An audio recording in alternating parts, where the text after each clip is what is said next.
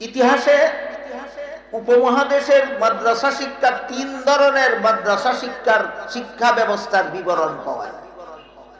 এক প্রকার মাদ্রাসা শিক্ষা ব্যবস্থা মুঘল আমলে চালু ছিল। ইংরেজরা এই দেশের শাসন ক্ষমতা জুড়ে দখল করার পরে ওইগুলি বিলুপ্ত হয়ে গেছে। তারপরে দ্বিতীয় প্রকার মাদ্রাসা শিক্ষা ব্যবস্থা হলো সরকারি আলিয়া মাদ্রাসা শিক্ষা ব্যবস্থা। এটা 1781 খ্রিস্টাব্দে প্রতিষ্ঠিত হয়েছে।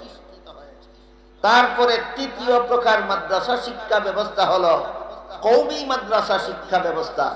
এটা 1861 খ্রিস্টাব্দে প্রতিষ্ঠিত হয়েছে।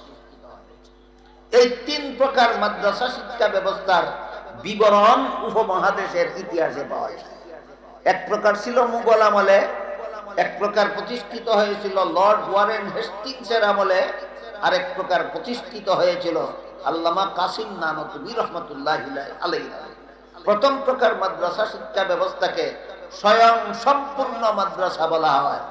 দ্বিতীয় প্রকার মাদ্রাসা শিক্ষা ব্যবস্থাকে সরকারি মাদ্রাসা বা আলিয়া মাদ্রাসা বলা হয়। তৃতীয় প্রকার মাদ্রাসা শিক্ষা ব্যবস্থাকে কওমি মাদ্রাসা শিক্ষা ব্যবস্থা বলা হয়। মুঘল আমলে ইংরেজরা এই দেশের শাসন ক্ষমতা জবরদখল করার আগে যে সমস্ত শাসনকর্তারা ভারত উপমহাদেশ শাসন করতেন এরা মুঘল বংশের ছিলেন। এই জন্য তাদের শাসন আমলটাকে মুঘল আমল বলা হয়। তাদের আমলে সমগ্র ভারত উপমহাদেশে প্রায় 12 লক্ষ মাদ্রাসা ছিল। কি পরিমাণ? প্রায় 12 লক্ষ মাদ্রাসা ছিল। সবগুলি মাদ্রাসার নিজস্ব সম্পত্তি ছিল। মাদ্রাসার সম্পত্তির আয়ের দ্বারাই মাদ্রাসার ব্যয় বহন করা হয়। যে কারণে ওই সমস্ত মাদ্রাসার পরিচালনার জন্য সরকারের কাছেও সাহায্যের হাত পাততে হতো না, কওম বা জনগণের কাছেও সাহায্যের হাত পাততে হতো না। বুঝে থাকতে বলুন, মুঘল আমলের 12 লক্ষ মাদ্রাসা কার সাহায্যে চলতো? না নিজস্ব সম্পদের দ্বারা চলতো। এই জন্য এগুলি না ছিল সরকারি মাদ্রাসা, না ছিল কওমি মাদ্রাসা, এগুলি ছিল স্বয়ং সম্পূর্ণ মাদ্রাসা। তারপরে ইংরেজরা যখন বাণিজ্যের সুতায় আমাদের দেশে প্রবেশ করেছে, ইংরেজরা উপমহাদেশে ব্রিটেন থেকে উপমহাদেশে প্রবেশ করেছিল আমাদের শাসন ক্ষমতা দখল করার কথায় না বাণিজ্যের সুতায় প্রবেশ করেছিল। কিন্তু পরবর্তীতে চলে বলে কলে কৌশলে গোটা উপমহাদেশের শাসন ক্ষমতা ডাকাতেরা জুড়ে দখল করে দেয়। বুঝে থেকে বলেন, ইংরেজরা আমাদের দেশের শাসন ক্ষমতা নিয়মতান্ত্রিক ভাবে দখল করেছিল না ডাকাতি করে নিয়ে গেছিল? ডাকাতি করে নিয়ে যাওয়ার পর 12 লক্ষ মাদ্রাসার নামে যত সম্পত্তি ওয়াকফকৃত ছিল সবগুলি ওয়াকফ বাতিল করে মাদ্রাসার সম্পদগুলি সরকারে দখল করে নিয়ে যায়। অটোমেটিকলি 12 লক্ষ মাদ্রাসা বন্ধ হয়ে যায়। এখানে প্রথম প্রকার মাদ্রাসার ইতিহাস শেষ। বুঝলেন কথা? ইংরেজরা সমস্ত মাদ্রাসার সম্পত্তি বাজেয়াপ্ত করে নিয়ে যাওয়ার মাধ্যমে উপমহাদেশের 12 লক্ষ স্বয়ং সম্পূর্ণ মাদ্রাসা বন্ধ হয়ে যায়। প্রথম প্রকার মাদ্রাসা শিক্ষা ব্যবস্থার ইতিহাস এখানেই শেষ হয়ে যায়। তারপরে কলিকাতা এলাকা ছিল মুসলিম অধ্যুষিত এলাকা। সেখানে একজন বিখ্যাত বুজুর্গ আলেম বসবাস করতেন। তার নাম ছিল মোল্লা মাজেদুদ্দিন রহমতুল্লাহ। কলিকাতা এলাকার মুসলমানেরা মোল্লা মাজেদুদ্দিন রহমতুল্লাহ এর মাধ্যমে ইংরেজ সরকারের কাছে একটা দরখাস্ত করেছে। দরখাস্তের মর্ম ছিল, তোমরা আমাদের দেশের সবগুলি মাদ্রাসা বন্ধ করে দেওয়ার কারণে মুসলমানের সন্তানেরা মুসলমানি শিক্ষার সুযোগ থেকে বঞ্চিত হয়েছে। তাই অন্তত কলিকাতা শহরে সরকারি খরচে একটা মাদ্রাসা প্রতিষ্ঠা করে দেওয়া হোক, যেই মাদ্রাসা সরকারি খরচে পরিচালিত হবে। এই দরখাস্ত মঞ্জুর করে লর্ড ওয়ারেন হেস্টিংস 1781 খ্রিস্টাব্দে কলিকাতায় একটা মাদ্রাসা প্রতিষ্ঠা করে দেয়। নাম দেয় কলিকাতা আলিয়া মাদ্রাসা। এখান থেকে আলিয়া মাদ্রাসার ইতিহাস শুরু হয়। বুঝলেন কিনা? আলিয়া মাদ্রাসা বা সরকারি মাদ্রাসার ইতিহাস কবে থেকে শুরু হয়? 1781 খ্রিস্টাব্দ থেকে প্রতিষ্ঠা করে দিয়েছিলেন কে? Lord Warren Hastings. Lord Warren Hastings 1781 খ্রিস্টাব্দে কলিকাতায় একটা সরকারি খরচে একটা মাদ্রাসা প্রতিষ্ঠা করে দেয়। মাদ্রাসার নাম দেয় কলিকাতা আলিয়া মাদ্রাসা। ইতিমধ্যে তৎকালীন ভারতের সবচেয়ে বড় আলেম ছিলেন শাহ আব্দুল আজিজ মুহাদ্দিসে দেহলভী। শাহ আব্দুল আজিজ মুহাদ্দিসে দেহলভী রহমাতুল্লাহি আলাইহি একটা ঐতিহাসিক বিপ্লবী ফতোয়া জারি করেন। তার ফতোয়ায় লেখা ছিল, আমাদের দেশের স্বাধীনতা শাসন ক্ষমতা ইংরেজ ডাকাতেরা দখল করে নিয়ে গেছে। ডাকাতদের হাত থেকে দেশের স্বাধীনতা উদ্ধার করার জন্য ইংরেজদের বিরুদ্ধে মুক্তি যুদ্ধে ঝাঁপিয়ে পড়া সমস্ত মুসলমানদের উপর ফরজ। একজন মুসলমানের জন্য মুক্তিযুদ্ধে অংশগ্রহণ না করে বেঁচে থাকা হালাল নয়। মুক্তিযুদ্ধে অংশগ্রহণ না করে কোন একটা মুসলমানের জন্য বেঁচে থাকা হালাল নয়। এই কথাটা ফতোয়ার মধ্যে উল্লেখ দেখায়। ইতিহাসের পাতায় শাহ আব্দুল আজিজের ফতোয়াকে বিপ্লবী ফতোয়া নামে আখ্যায়িত করা হয়েছে। শাহ আব্দুল আজিজের ফতোয়ার ভিত্তিতে তৎকালীন উপমহাদেশের লোক সংখ্যা ছিল 40 কোটি। এর মধ্যে মুসলমান ছিল 10 কোটি। তখনকার উপমহাদেশের সমস্ত লোক সংখ্যা ছিল 40 কোটি আর মুসলমান ছিল 10 কোটি। শাহ আব্দুল আজিজের ফতোয়ার ভিত্তিতে 10 কোটি মুসলমান ঐক্যবদ্ধভাবে ইংরেজ সরকারের কাছ থেকে দেশের স্বাধীনতা উদ্ধার করার জন্য একসাথে মুক্তিযুদ্ধে ঝাঁপিয়ে পড়ে। তাহলে আমাদের স্বাধীনতা যুদ্ধের সূত্রপাত হয় কিসের চেতনায়? হালাল হারামের চেতনায়। তিনি বলেছিলেন মুক্তিযুদ্ধে অংশগ্রহণ না করে বেঁচে থাকা একটা মুসলমানের জন্য হালাল নয়। এই জন্য সব মুসলমান মুক্তিযুদ্ধে অংশগ্রহণ করেছিল। সুতরাং মুক্তিযুদ্ধের চেতনা হইল হালাল হারাম মেনে নেওয়া, হালাল হারামের বিধান মানা। মুক্তিযুদ্ধের চেতনা না জানে মুক্তিযুদ্ধের ইতিহাস, না জানে মুক্তিযুদ্ধের গোড়ার কথা, না জানে মুক্তিযুদ্ধের ফাউন্ডেশন, না জানে গোড়ার ডিম মুক্তিযুদ্ধের চেতনা। কথায় কথায় খালি বলে ইসলামের নাম কইলেই কয় এগুলি মুক্তিযুদ্ধের চেতনা বিরোধী। তুমি গোড়ার ডিম ছিল মুক্তিযুদ্ধের চেতনা কারে কয়? কি বুঝলেন ইতিহাসের দ্বারা? মুক্তিযুদ্ধের চেতনা কি ফতোয়া নয়? শাহ আব্দুল আজিজের ফতোয়ার চেতনায় উত্তেজিত হয়ে কি 10 কোটি মুসলমান মুক্তিযুদ্ধের নাম ছিল না? তাহলে মুক্তিযুদ্ধের চেতনা কিসের নাম? ফতোয়ার নাম। মুক্তিযুদ্ধের চেতনা কিসের নাম? ফতোয়ার নাম। যারা ফতোয়া মানে এরা মুক্তিযুদ্ধের চেতনা বজায় রেখেছে, যারা ফতোয়া মানে না এরাই মুক্তিযুদ্ধের চেতনা বিরোধী। একসাথে 10 কোটি মুসলমান যুদ্ধে ঝাঁপিয়ে, সব মুসলমানের যুদ্ধে ঝাঁপিয়ে পড়ার পদ্ধতি আছে 4টা। আমি সেই আলোচনায় গেলে কত লম্বা হয়ে যাবে, আমার সাবজেক্টটা শেষ করতে পারবো না। এই জন্য সমস্ত মুসলমান কিভাবে যুদ্ধে ঝাঁপিয়ে পড়ে সেই পদ্ধতি আজকে আমি বর্ণনা করতে পারছি না, দুঃখিত।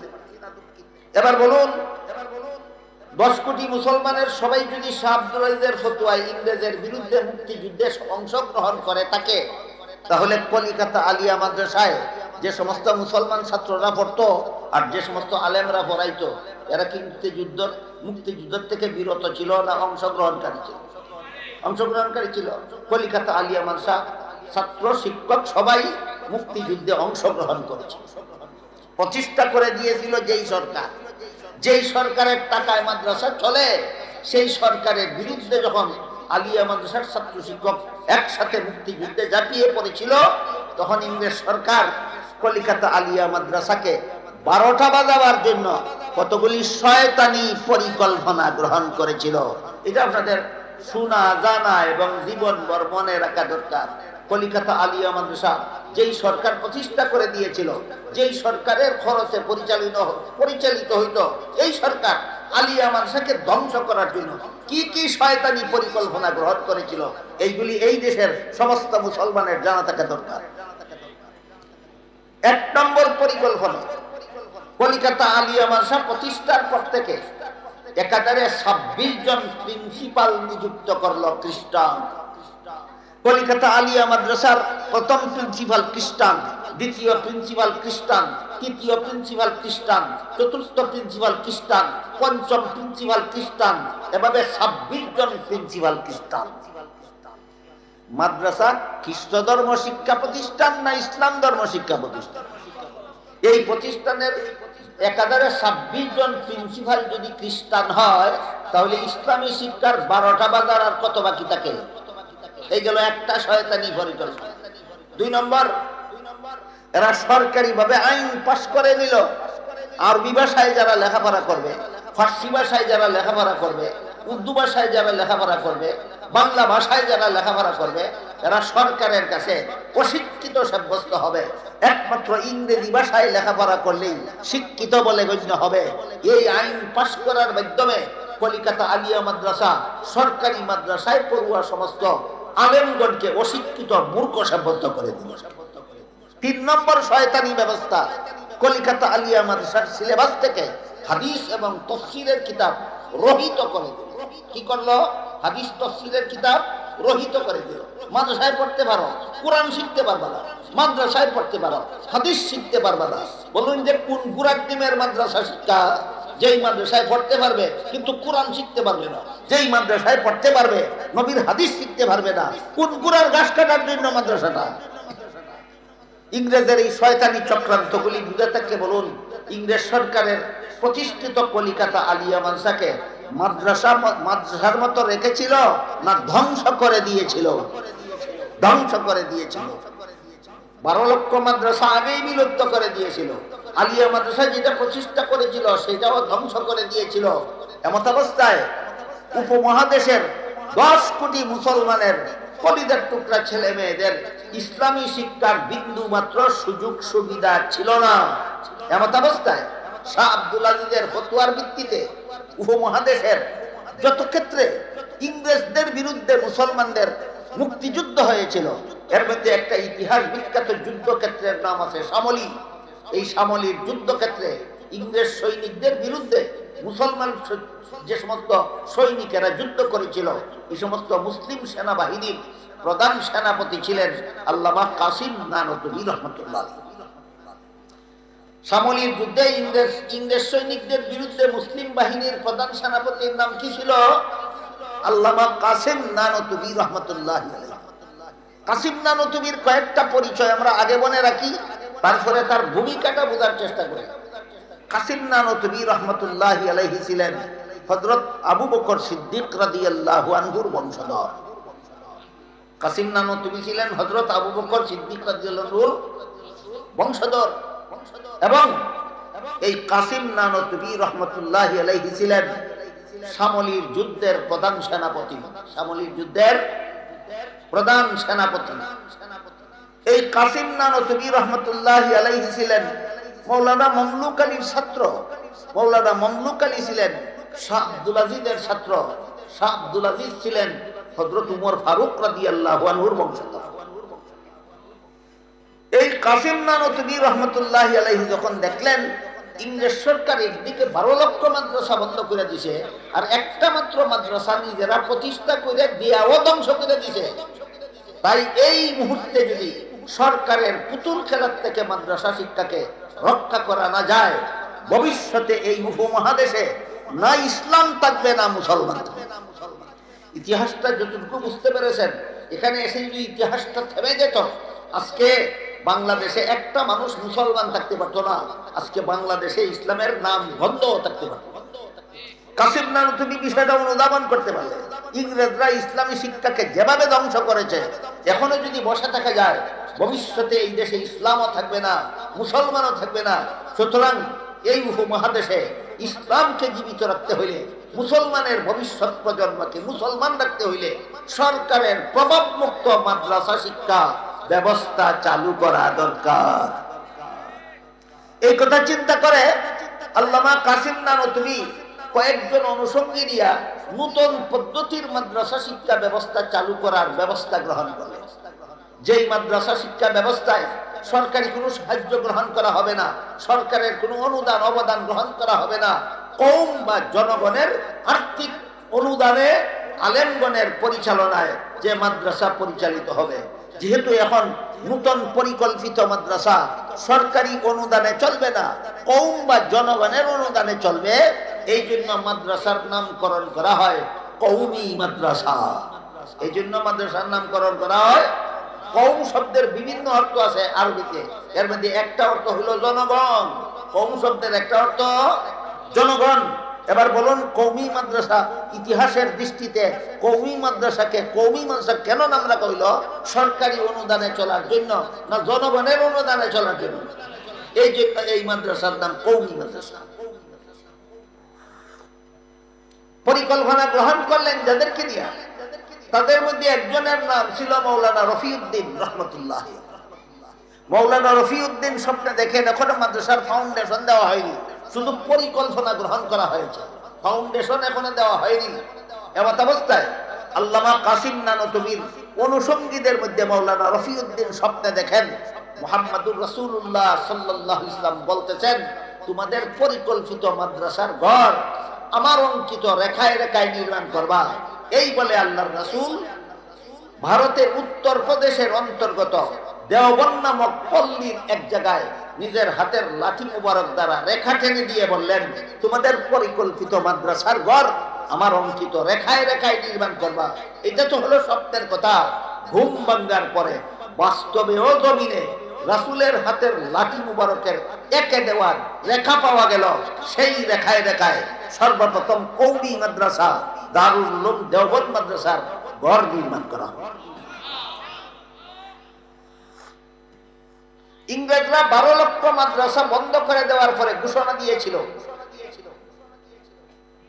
লর্ড ম্যাকলে ছিল তার নাম, লর্ড ম্যাকলে ঘোষণা দিয়েছিল, আমরা উপমহাদেশে এমন শিক্ষা ব্যবস্থা চালু করব যে ব্যবস্থার মাধ্যমে লেখাপড়া করলে উপমহাদেশের বাসিন্দাদের বর্ণ ভিন্ন হতে পারে, পোশাক ভিন্ন হতে পারে, ভাষা ভিন্ন হতে পারে, কিন্তু এরা মনে মস্তিষ্কে হয়ে যাবে খ্রিস্টান।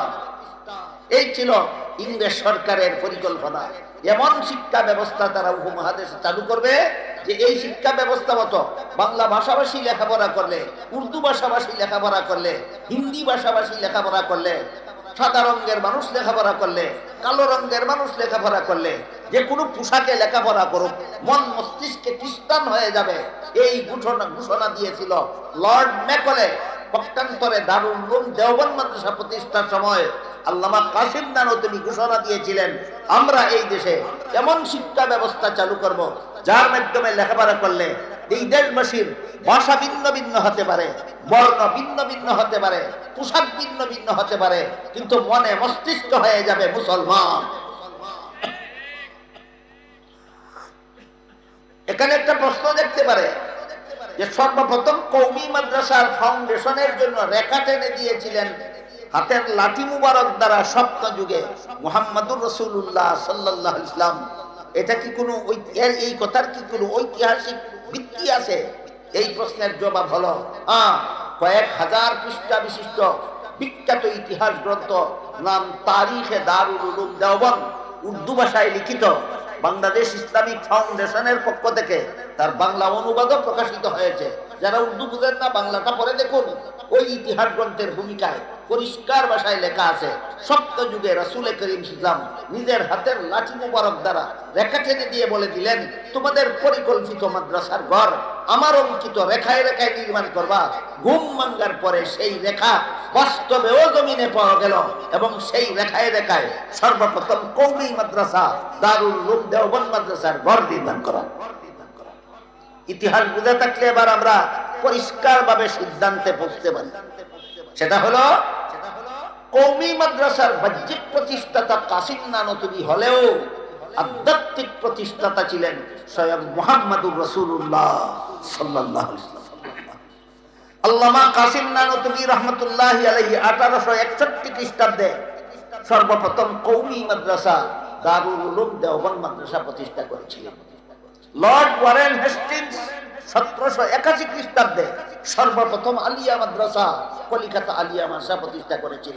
সারমর্ম হলো আলিয়া মাদ্রাসা প্রতিষ্ঠিত হওয়ার আরো 85 বছর পরে কওমি মাদ্রাসা প্রতিষ্ঠিত হয়।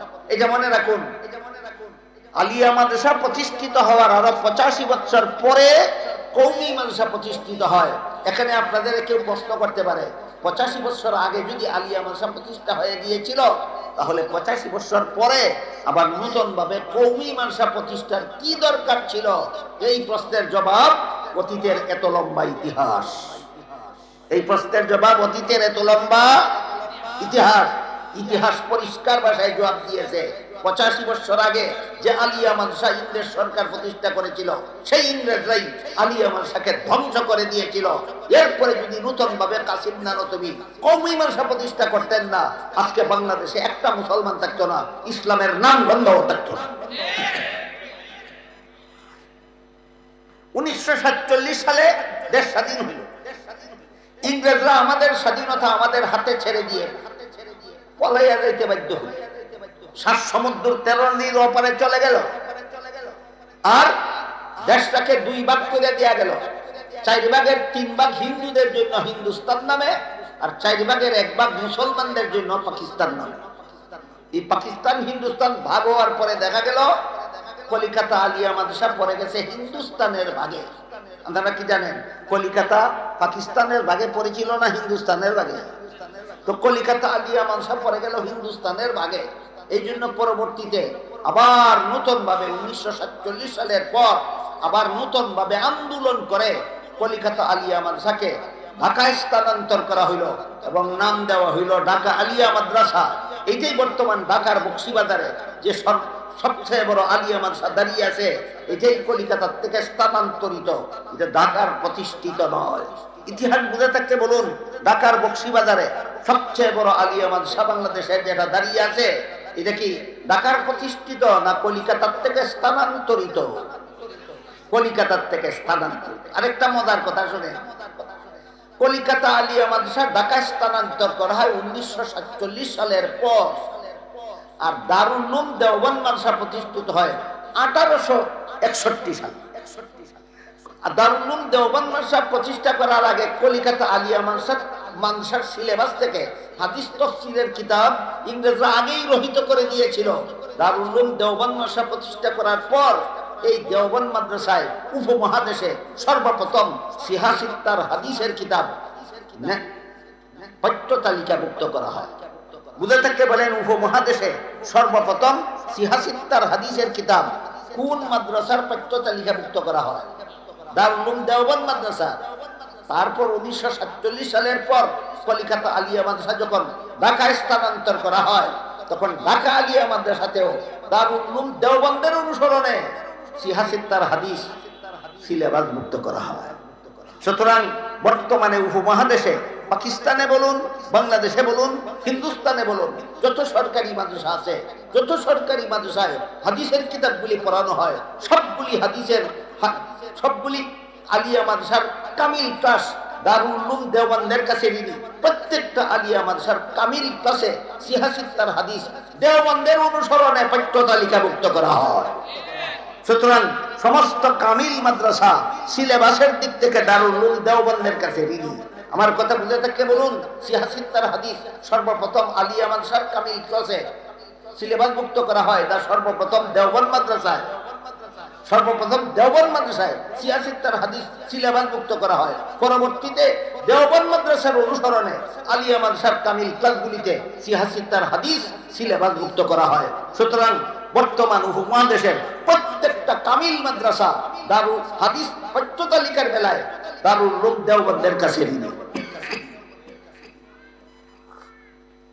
আরেকটা প্রশ্নের জবাব না দিলেই না হয়, সেটা হলো, আপনাদের হয়তো জানা আছে আমাদের দেশে কিছু মানুষ এমন আছেন যারা বলেন রাসূল আমাদের কাছে আমাদের অনুষ্ঠানে হাজির হন।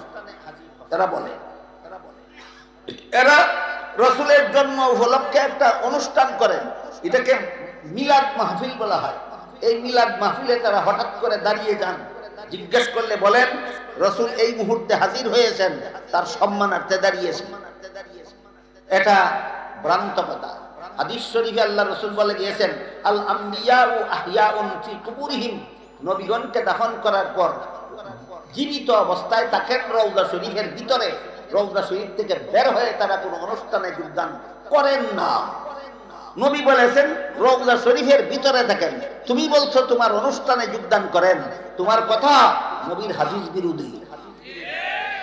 এরা যখন শুনে যে দারুল উলুম দেওবন্দের ফাউন্ডেশনের রেখা টেনে দেওয়ার জন্য আল্লাহ রসুল নিজের হাতের লাঠি মুবারক দ্বারা রেখাতে দাগ দিয়েছিলেন, তখন তারা প্রশ্ন করে যে দেওবন্দ মাদ্রাসার ঘর বানাবার জন্য যদি দাগ দিতে আসতে পারেন নবী, তাহলে আমাদের মিলাদ মাহফিলে আসতে পারবেন না কেন?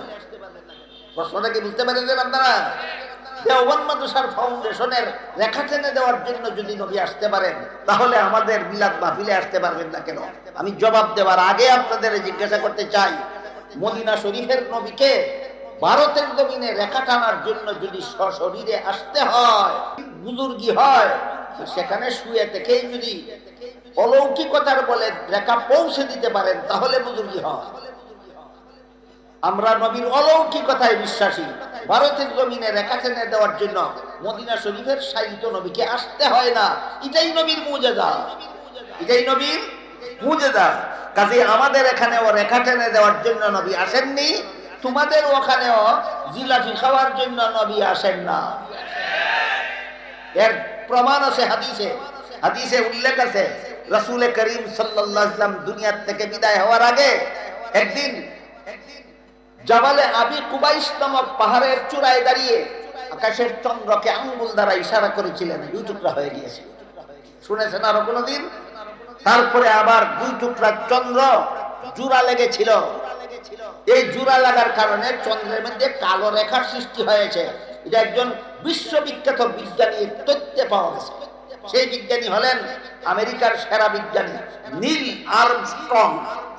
আমেরিকার বিজ্ঞানী, সেরা বিজ্ঞানী নীল আর্মস্ট্রং সর্বপ্রথম চন্দ্র বিজয়ের অভিযানে সাফল্য লাভ করেছিলেন। তিনি সশরীরে জীবিত অবস্থায় চন্দ্রে পৌঁছেছিলেন, অনেকক্ষণ অবস্থান করেছিলেন।